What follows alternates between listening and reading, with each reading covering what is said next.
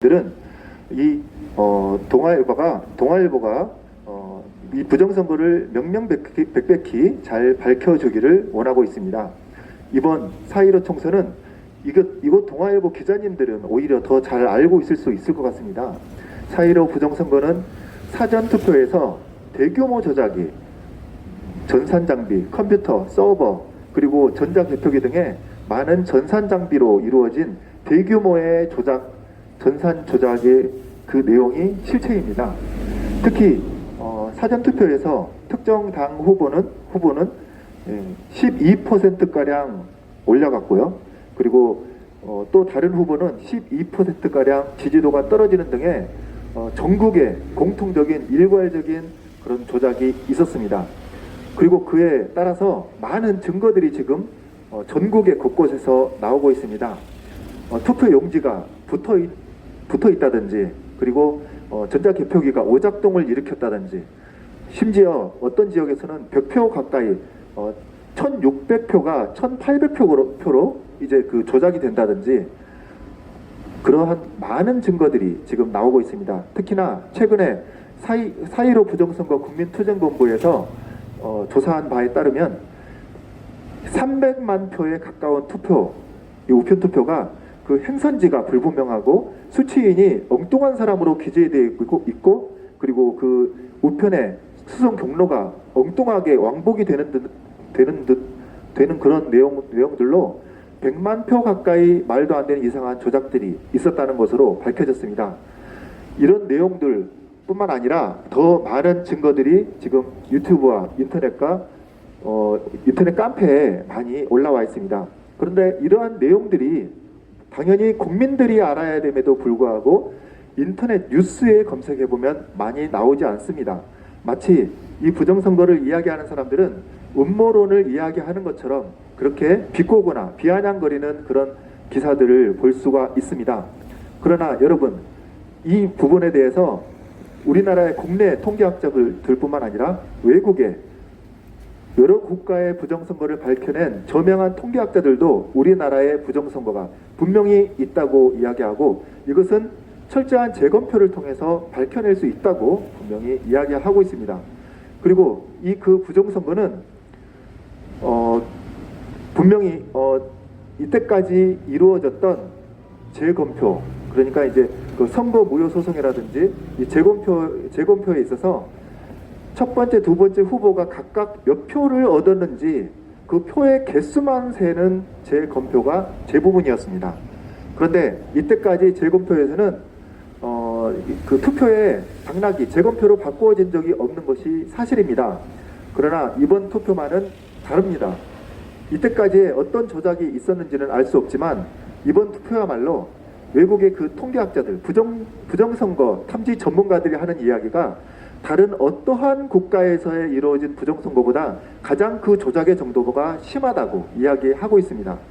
그렇기 때문에 이번 사전투표의 그 검증에 있어서는 분명히 이 그 사전투표에 사용된 QR코드, 그리고 그 QR코드와 전자통합선거의 명부와의 일일이 대조가 필요할 것이며, 그리고 또 전자통합선거의 명부에 있는 그 기록된 그 사람들의 진짜로 그 사람들이 투표한 것인지, 우리나라 사람은 맞는지, 혹시 중국인은 아닌지, 조선족은 아닌지, 그리고 이걸 투표할 수 있는 상황이 아닌 사람들, 예를 들면 어려운 질병으로 병원에 있는 사람들이라든지 양로원에 있는 사람들, 혹은 교도소에 수감 중인 사람들이라든지, 이런 사람들이 본인들은 투표를 하지 않았는데 투표가 된 것으로 잘못되어 입력이 되어 있는지 등의 여부를 확실히 확인해야 될 것입니다.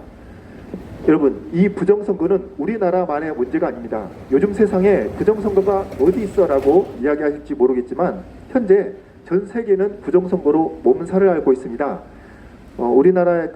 우리나라에 특히 우리나라가 부정선거의 시스템을 전달하고, 그리고 전자개표기를 수출한 나라가 대표적으로 이라크, 콩고, 키르기스탄 등이 있습니다.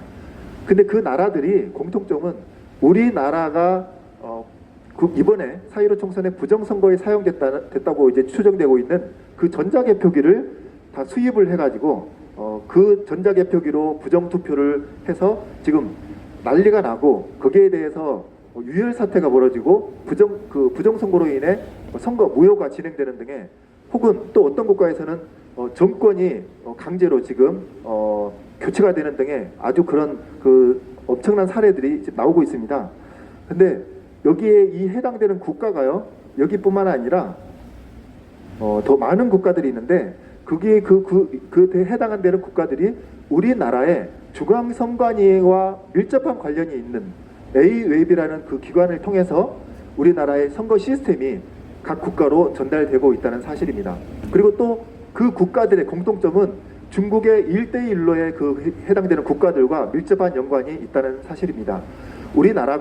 우리나라의 부정선거만으로도 정말 부끄러운 일인데 우리나라의 부정선거를 해외에 수출까지 하고 있습니다. 그리고 그 해당 국가는 공교롭게도 중국 공산당, 그리고 공산당, 그리고 민주당 이런 쪽 좌파 계열의 정당의 장기 집권, 독재 정권의 유지에 활용이 되고 있다는 사실이 너무나도 부끄러운 지금 현실입니다. 지금 우리나라의 민주당은 민주당이 집권에 20년을 지금 크게 외치고 있습니다. 당당하게 지금 자신감 있게 외치고 있습니다. 여러분 민주당이 지금 하고 있는 정책들이 모두 다 옳다고 생각하십니까? 부동산 정책, 세금 정책 이런 많은 정책들로 많은 국민 여러분들이 심지어는 민주당 지지하시는 국민들조차 너무나도 괴로움을 받고 있다는 사실을 알고 있습니다. 여러분들도 다 공감하실 겁니다. 근데 왜 이런 어려움들이 생겼겠습니까? 바로 말도 안 되는 이상한 악법들을 계속 만들어내고 있기 때문입니다.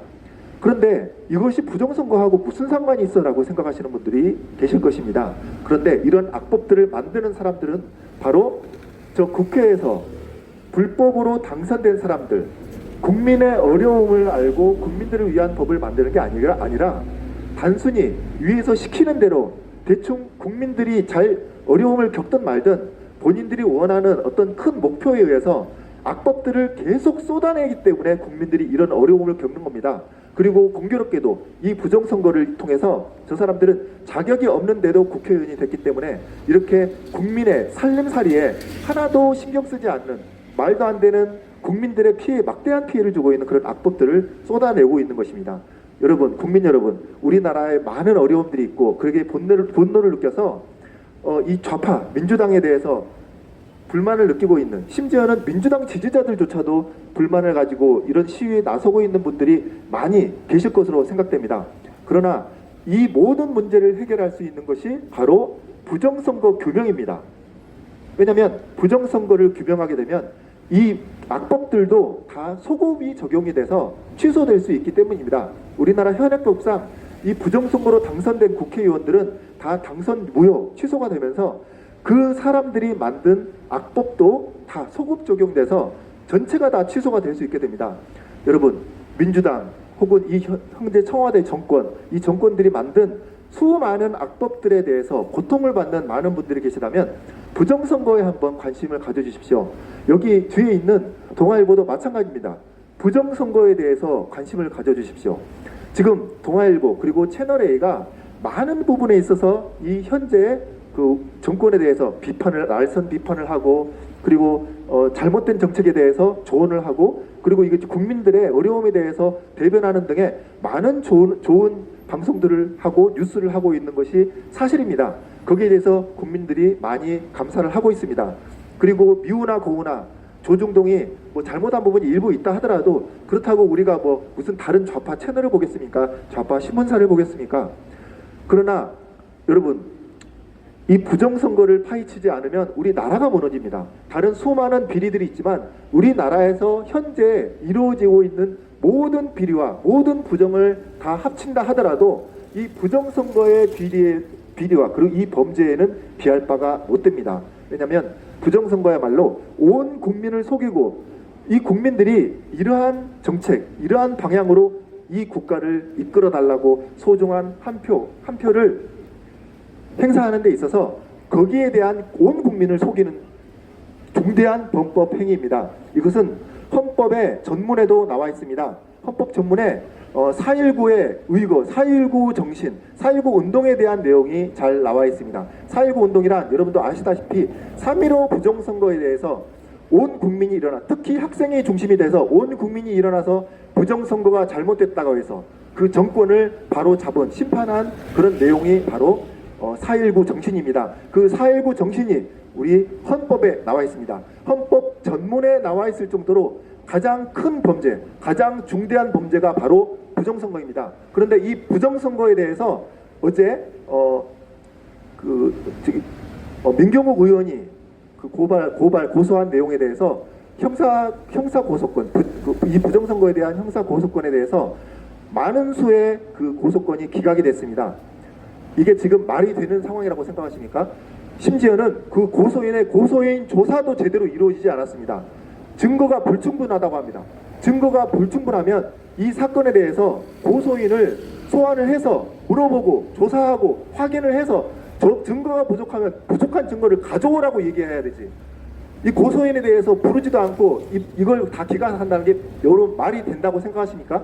지금 이 부정선거에 대해서 4.15 총선에 대해서 벌써 6개월의 시한이 다가오고 있습니다. 이걸 이렇게 질질 끌다가 다 무마시키려는 그런 계획이 여러분 많은 국민들이 너무나도 황당하고 어이없어 하고 있습니다. 이런 지금 많은 여러 가지 시끄러운 고위 공무원들의 이런 비리라든지 여러 가지 그런 많은 비리들로 지금, 그리고 뭐 옵티머스라든지 라임 사태라든지 국민들의 경제적인 부분에서도 막대한 해를 끼치는 많은 이런 부정과 비리의 내용이 나오고 있습니다. 이런 내용이 정말 큰 내용이지만 이것보다 정말 더 심각한 내용이 부정선거라는 것을 알아주시고, 특히 지금 이 부정선거는 우리나라에서만 이루어지는 것이 아니라 예전에만 있었던 것이 아니라 요즘 이 현대에도 이루어지고 있고, 현재 많은 국가들이 지금 부정선거로 몸살을 앓고 있고, 지금 벨라루스에서는 부정선거로 유혈 사태로 지금 국민들이 피를 흘리는 그런 사태가 이루어지고 있습니다. 이 언론사에서 제대로 이 사실을, 명확한 이 사실을 그대로 국민에게 전달하고 보도하지 않으면 우리나라에서도 그런 어려운, 국민들이 유혈 사태로 번지는 그런 어려움들이 생겨날 수 있습니다. 그러니까 이 언론사들이 정말 이 책임을 가지고, 언론사의 사명을 가지고, 양심을 가지고 이 부정선거를 명명백백하게 전달해 주시기 바랍니다. 여러분, 사실을 전달하는 것이 바로 언론의 역할입니다. 언론이 사실을 전달했을 때 거기에 대해서 국민들이 어떻게 할 것인가에 대해서는 국민의 몫입니다.